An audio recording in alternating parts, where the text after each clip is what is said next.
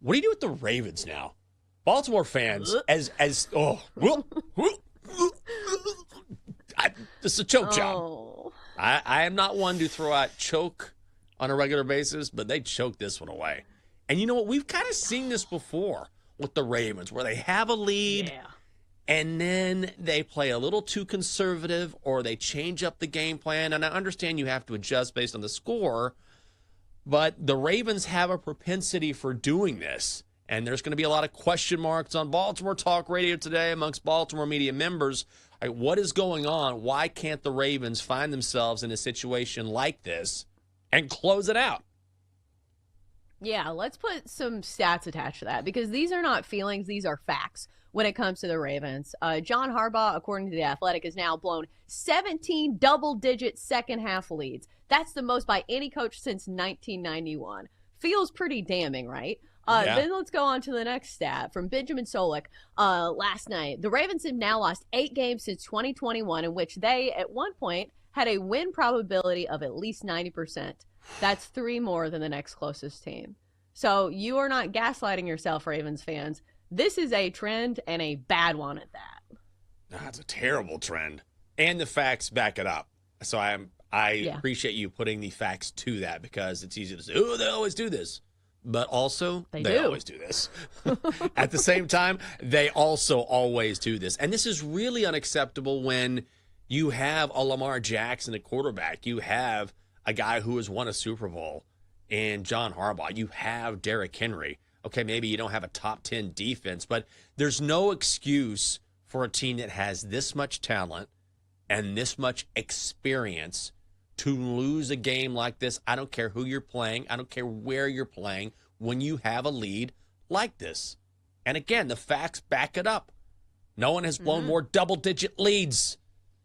John Harbaugh, since what was it, 1991?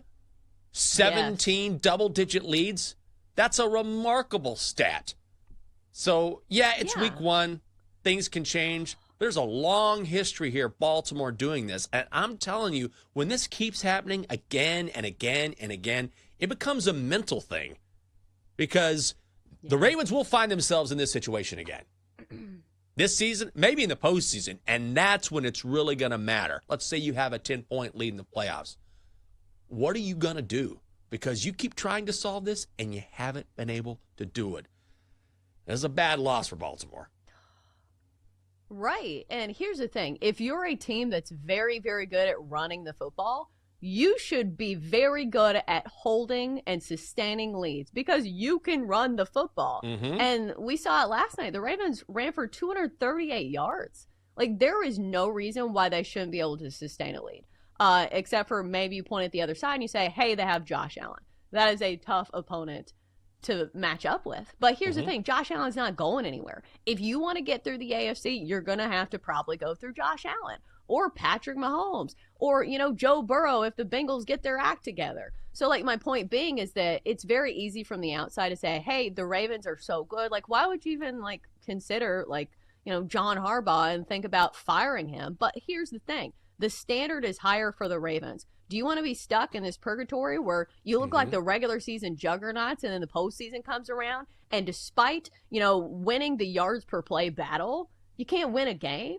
Because that's the thing. It's almost a carbon copy of what we saw in the playoffs, where the Bills won 27-25, but the Ravens had more yards per play. Last night, 8.6 yards per play for the Ravens, 6.4 for the Bills. Bills ran for 108 yards. Ravens ran for 238. You look at those stats in most games, and you say, okay, I know which side's winning that ball game.